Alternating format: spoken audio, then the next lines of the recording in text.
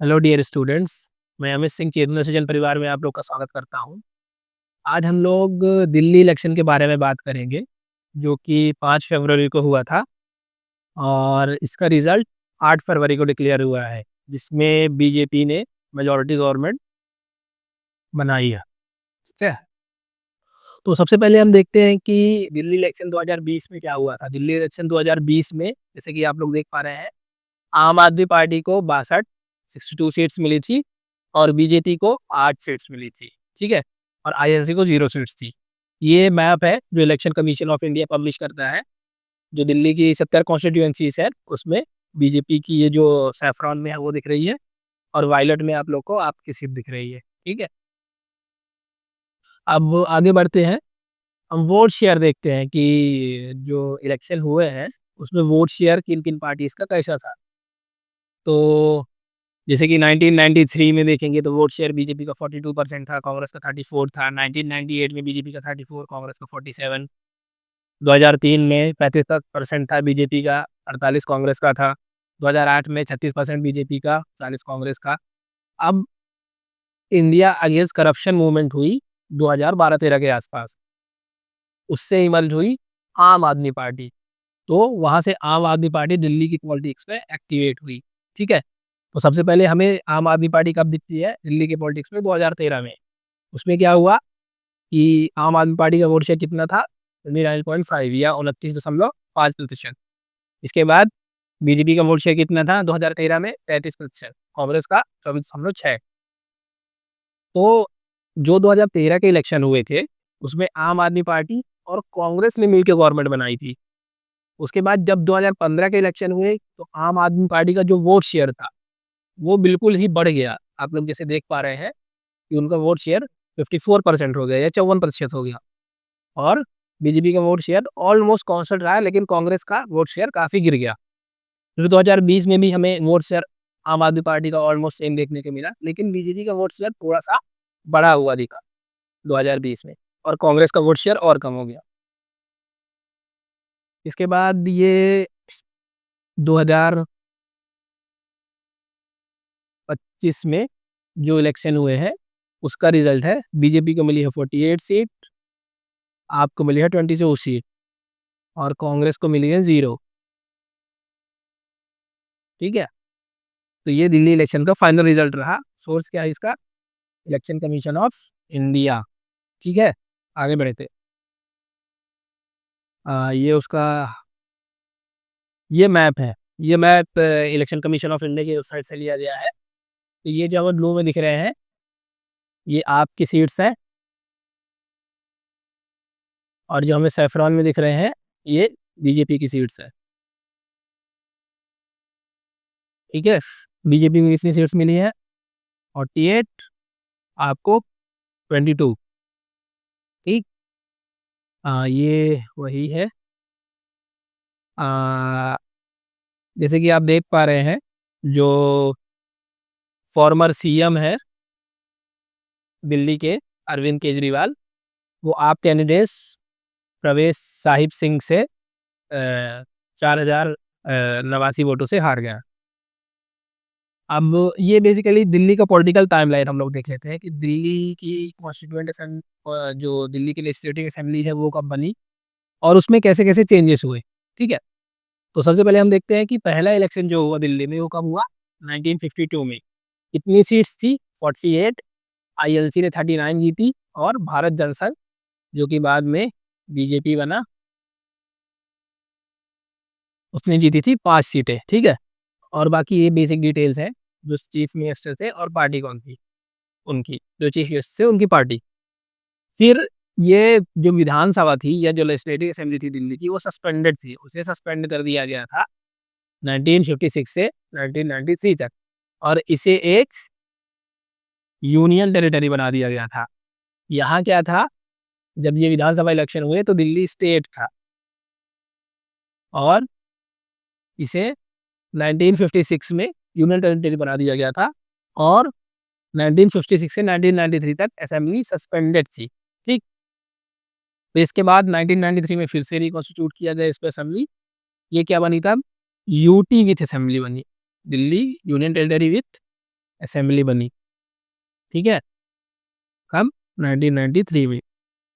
और जब 1993 में जो इलेक्शन हुए तो इसमें बीजेपी को 49 सीट, आईएनसी को 40, ठीक है। Chief minister Madan Lal Khurana, Bharatiya Janata party, ठीक। इसके बाद थर्ड असेंबली हुई 1998 में, टोटल सीट 70 ही थी, और आईएनसी को 52, बीजेपी को 15, ठीक है। शीला दीक्षित की गवर्नमेंट आई तब। चौथी असेंबली में भी सेम 47-20 शीला दीक्षित की गवर्नमेंट। फिफ्थ असेंबली में आईएनसी 43, बीजेपी 23, शीला दीक्षित की गवर्नमेंट। फिर आप देखेंगे कि 2013 से, जैसे कि मैंने बताया, कि जो दिल्ली की पॉलिटिक्स थी उसमें आम आदमी पार्टी की एंट्री हुई। वो क्यों? इंडिया अगेंस्ट करप्शन मूवमेंट था। इंडिया अगेंस्ट करप्शन मूवमेंट जो था, उसमें से एक लीडर इमर्ज हुए, कौन से? अरविंद केजरीवाल। उनने पार्टी बनाई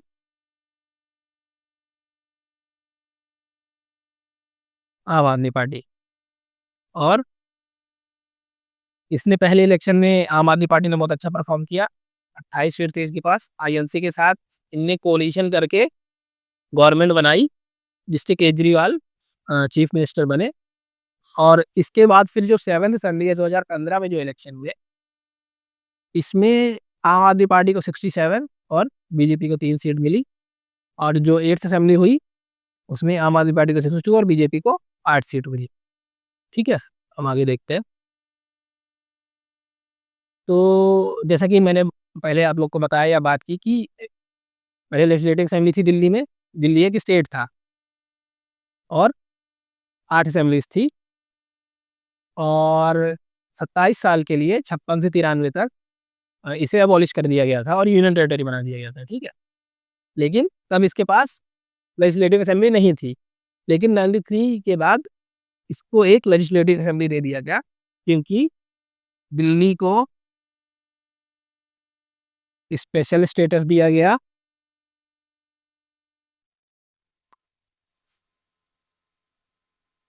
आर्टिकल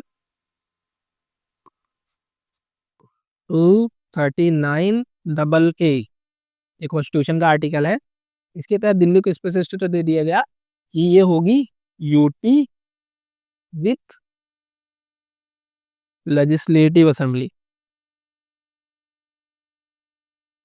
ठीक है। ये दिल्ली का स्टेटस हुआ 1993 में। उसके पहले ये सिर्फ यूटी था, इसके पास लेजिस्लेटिव असेंबली नहीं थी, ठीक है। तो ये वही बात हुई कि 1991 में जो नरसिम्हा राव गवर्नमेंट थी, उसने कुछ पावर दिल्ली गवर्नमेंट को दिए। यहाँ पे एक असेंबली बना दी। यहाँ से क्या बना दी? Legislative assembly. 1991 के पहले दिल्ली बस यूटी था, वहाँ लेजिस्लेटिव असेंबली नहीं थी। तो दिल्ली के पास कोई लेजिस्लेटिव असेंबली नहीं थी और कोई पावर नहीं थी, ठीक। और दिल्ली को लेजिस्लेटिव असेंबली बताया जिसमें कितनी सीट थी? 70 सीट्स थी। लेकिन क्योंकि स्पेशल स्टेटस दिया गया, लेकिन इसमें भी क्या दिल्ली गवर्नमेंट के बाहर क्या था? Land, law, law and order और पुलिस। ये दिल्ली पुलिस जो है वो होम मिनिस्ट्री के अंदर काम करती है, आप लोग को पता होगा शायद। तो ये बाहर थे, लैंड, लॉ एंड ऑर्डर और पुलिस। जो आर्टिकल 239 AA के तहत दिल्ली को स्पेशल स्टेटस दिया गया, उसमें लेजिस्लेटिव असेंबली बनाई गई। लेकिन उस लेजिस्लेटिव असेंबली के डोमेन से बाहर 3 चीजें रखी गई, 3 लिस्ट थे, जिसमें एक था लैंड, लॉ एंड ऑर्डर, दूसरा और पुलिस। ये 3 चीजें, ये 3 आइटम्स जो दिल्ली की लेजिस्लेटिव असेंबली है उसके कंट्रोल से बाहर थे। ये सेंट्रल गवर्नमेंट कंट्रोल करता है, ठीक है। अब हम देखते हैं कि आ, इसके कुछ इनिशियल्स, आम आदमी पार्टी क्यों सक्सेसफुल रही, उसके कुछ कारण हैं। और आम आदमी पार्टी रिसेंट इलेक्शन में क्यों हारी, उसके कुछ कारण हैं। तो वो हम अब देखेंगे। जैसे कि आप लोग को पता है कि जो अरविंद केजरीवाल थे, वो इंडिया अगेंस्ट करप्शन मूवमेंट से एसोसिएटेड थे। वो करप्शन क्रूसेडर थे, करप्शन के खिलाफ ने लड़ाई करी। तो उसके बारे में हम इनिशियल डिस्कस करेंगे। और फाइनली फिर हम देखेंगे कि क्यों ये अभी इसका डिक्लाइन हुआ। तो ऐसा जैसे आप देख पा रहे हैं कि जो इसके को-फाउंडर थे अरविंद केजरीवाल, तो लोगों को उनमें दिखा कि एक्टिविस्ट है, उनने वो आईआरएस थे, उन्होंने अपनी जॉब छोड़ी आईआरएस की और एक एजेंट ऑफ चेंज के रूप में वो देखे जा रहे थे कि क्योंकि वो जो टाइम था 2010 या उसके बाद वाला कई सारे घोटाले हम देख रहे थे कि इंडिया में कॉमनवेल्थ घोटाला हो रहा है, कोल स्कैम हो रहा है। तो इस तरीके से अरविंद केजरीवाल को एक एक्टिविस्ट के रूप में देखा गया कि जो करप्शन को ख़त्म करेंगे, जो दिल्ली से करप्शन ख़त्म करके दिल्ली में एक सुराज या जो गवर्नेंस स्ट्रक्चर है उसको एनहांस करेंगे। तो इसलिए उनकी जो फॉलोइंग थी वो बढ़ी और 2013 में उनकी गवर्नमेंट बनी, फिर 2015 में भी उनकी गवर्नमेंट बनी, ठीक है? वो थोड़े अलग थे, क्यों? क्योंकि उनकी जो इमेज थी, वो एक मिडल क्लास आम आदमी की इमेज से मैच करती थी। वो नेताओं की तरह कुर्ता-पजामा नहीं पहनते हैं, वो बिज़नेसमैन की तरह सूट नहीं पहनते हैं, आम आदमी की तरह शर्ट, पैंट और चप्पलों में रहते हैं। तो इसलिए जो आम आदमी था, वो खुद को अरविंद केजरीवाल से रिलेट कर पाया 2013 और 2015, 2020 में, इसलिए उनकी सरकार बनी। तो जैसे कि आप देख पा रहे हैं कि एक बॉल पॉइंट पेन उनके पास रहता था और उनके पास कुर्ता और या कोई जो रेगुलर पॉलिटिशियन पहनते थे, वो उन्हें नहीं पहना। तो जो वो इमेज एंटी करप्शन की वो जो इमेज थी ना, वो लोगों को बहुत अट्रैक्ट कर रही थी और इसलिए इनिशियली दिल्ली में अरविंद केजरीवाल जी की सरकार बनी।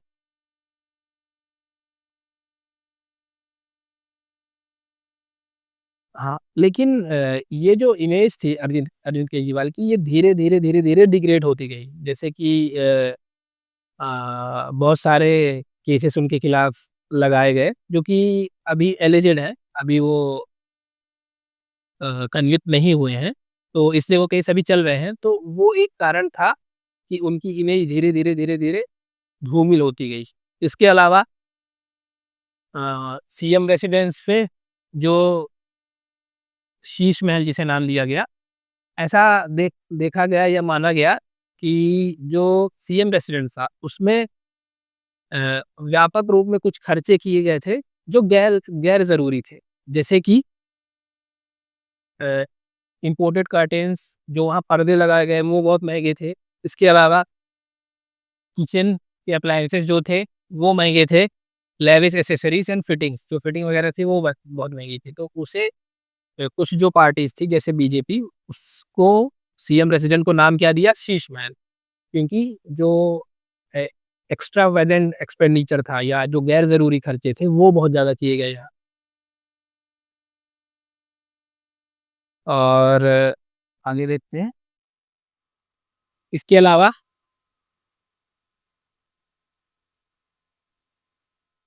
अ, जो जब केजरीवाल जेल से बाहर आए सुप्रीम कोर्ट के ऑर्डर के बाद, तो उन्होंने बहुत कोशिशें की कि जो आम आदमी पार्टी है, उसकी इमेज इम्प्रूव की जाए कि वो करप्शन में इन्वॉल्व नहीं है। इसलिए उनने ये बोला भी था कि मैं सीएम की कुर्सी फिर से नहीं लूँगा, उन्हें आतिशी जी को सीएम बना दिया था और उनने ये तक बोला था कि मुझे जब जनता फिर से इलेक्ट करेगी तभी मैं सीएम बनूँगा, अभी मैं सीएम नहीं बनूँगा। तो वो इसलिए था कि जो करप्शन के चार्जेस उनमें लगे थे, वो ऐसा बोलना चाहते थे, बताना चाहते थे कि वो करप्ट नहीं है और अगर जनता उन्हें चुनेगी तभी वो सीएम बनेंगे। ठीक है? तो जैसे आतिशी जी ने भी बोला कि वो केयरटेकर सीएम है, वो बस सीएम की पोस्ट होल्ड कर रही हैं जब तक अरविंद केजरीवाल फिर से रीइलेक्ट होके सीएम नहीं बन जाते हैं। तो ये भी एक कारण था। ठीक है? फिर अब 2 टर्म की एंटी इनकम्बेंसी आपके खिलाफ थी। तो इसने भी अ, डेंट किया आपके चांसेस को कि फिर से वो गवर्नमेंट बना पाएँ। ठीक है? तो एंटी इनकम्बेंसी क्या होता है कि जो गवर्नमेंट अभी एक्टिव है या जो जो पार्टी अभी गवर्नमेंट चला रही है या पावर में है, उसके खिलाफ जो वेव आती है उसे हटाने की, उसे एंटी इनकम्बेंसी बोलते हैं। ठीक है? तो एंटी इनकम्बेंसी भी थी। उसके क्या कुछ फीचर्स थे वो हम देखते हैं। तो जैसे जो बीजेपी थी उसने दिल्ली में क्या चीज़ें की कि जिससे उनकी गवर्नमेंट और इतनी बड़ी मेजॉरिटी आई कि 48 सीट वो लोग जीत पाए। तो उसमें सबसे इम्पोर्टेंट ये था कि जो उनके मोस्ट इम्पोर्टेंट लीडर थे, जैसे कि पीएम हो गए हमारे अमित शाह जी, और सीएम हो गए जैसे योगी आदित्यनाथ यूपी के सीएम, हेमंत विश्व शर्मा जो आसाम के सीएम है। इसके अलावा अ, हरियाणा के सीएम सैनी जी,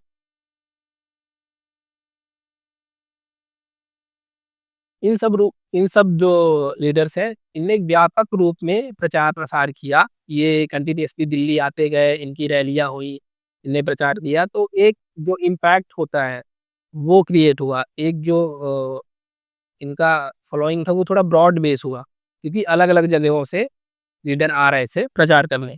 तो एक ये बीजेपी की स्ट्रेटजी थी जो जिसने बहुत काम किया। और इसके बाद जो कंटिन्यूअसली इनके लीडर्स थे वो इन्वॉल्व थे कि जो आपका करप्शन वाला एंगल है कि शीश महल में जो करप्शन हुआ, या एक्साइज पॉलिसी अल्कोहल वाली जो पॉलिसी थी, जिसमें अरविंद केजरीवाल कुछ टाइम तक जेल में थे, मनीष सिसोदिया जी जेल में थे। तो उसको ये बार बार जनता के बीच लेके आ रहे थे, जिससे जो इमेज थी आम आदमी पार्टी की वो पूरी डिग्रेड होती गई। अ, इसके बाद आम आदमी पार्टी की जो नोवेल्टी और लश्कर थी वो धीरे धीरे कम होती गई, क्योंकि उनके जो फोकस एरियाज थे वो लिमिटेड रह गए कि एंटी इनकम्बेंसी है, हम लोअर क्लास को सपोर्ट करेंगे, हम फ्री में एजुकेशन देंगे, फ्री में बिजली देंगे, फ्री में पानी देंगे। तो जिससे जो मिडिल क्लास था उसको लगने लगा कि जो हम टैक्स भर रहे हैं वो हमारे टैक्स का यूज कहीं और हो रहा है, हमारी डेवलपमेंट में नहीं हो रहा है। तो मिडिल क्लास भी जो आम आदमी पार्टी की उससे थोड़ा बीन अवे होता गया, उससे थोड़ा अलग होता गया, अलग थलग होता गया। तो जिससे आम आदमी पार्टी की चांसेस और कम हुए इस इलेक्शन में। ठीक है, तो ये हम देख सकते हैं यहाँ।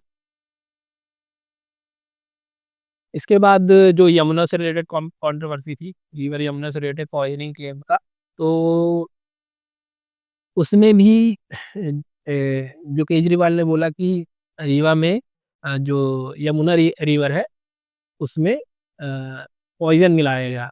पॉइजन से उनका मतलब है कि अमोनिया लेवल्स बहुत ज़्यादा हो गए थे यमुना रिवर में। तो ये डिबेट छिड़ी, जिसमें अरविंद केजरीवाल जी को इलेक्शन कमीशन ने 2 नोटिस सर्व किए कि आप हमें कुछ साक्ष्य दीजिए या कुछ साक्ष्य के साथ बात करिए, आप ऐसे बात नहीं कर सकते, क्योंकि ये कम्युनिटी में वेज क्रिएट करता है, या 2 स्टेट के बीच में ये कॉन्फ्लिक्ट क्रिएट कर सकता है। इसके अलावा जो हरियाणा सीएम सैनी जी हैं, उनने यमुना का पानी सिप किया, यमुना का पानी अपने चुल्लू में लेके यमुना का पानी पिया हरियाणा दिल्ली के बॉर्डर में, और बताया कि यमुना का पानी जहरीला नहीं है, ये बस पॉलिटिकल गिमिक है जो आम आदमी पार्टी बीजेपी के खिलाफ यूज कर रही है। तो इस ये भी एक कारण रहा कि अरविंद केजरीवाल को वो लोग झूठा साबित करने में सफल रहे। ठीक है, इसके बाद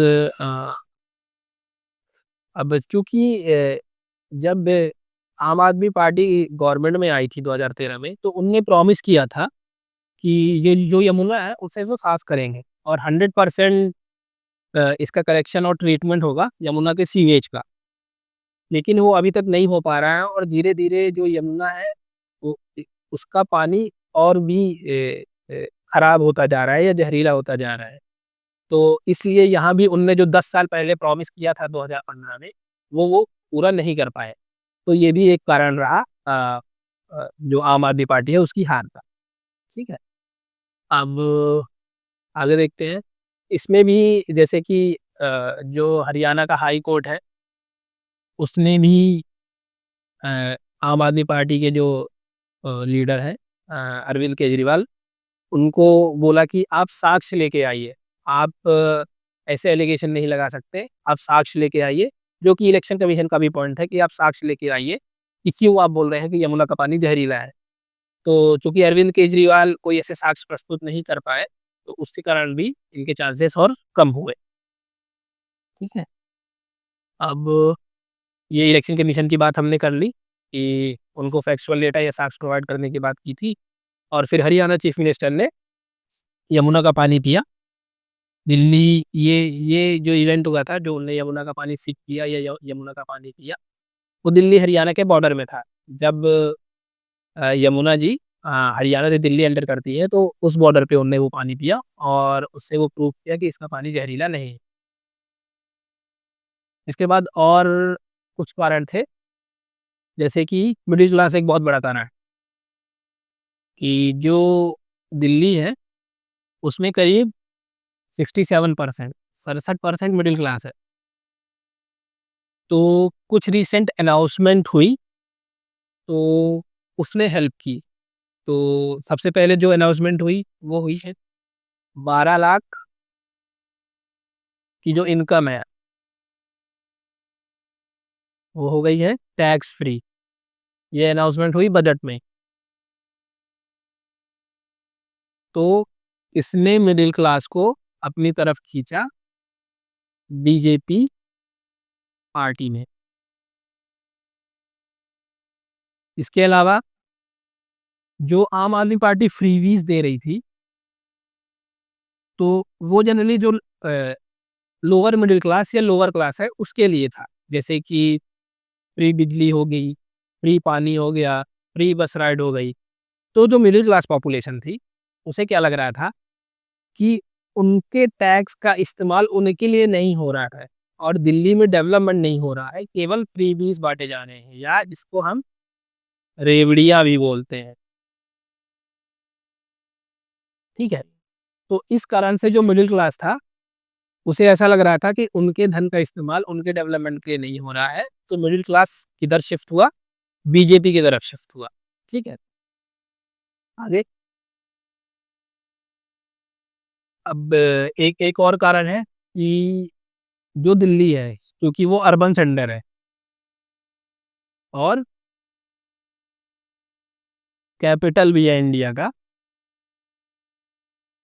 तो यहाँ बहुत सारे गवर्नमेंट एम्प्लॉयज रहते हैं जो यहाँ के रेसिडेंट हैं।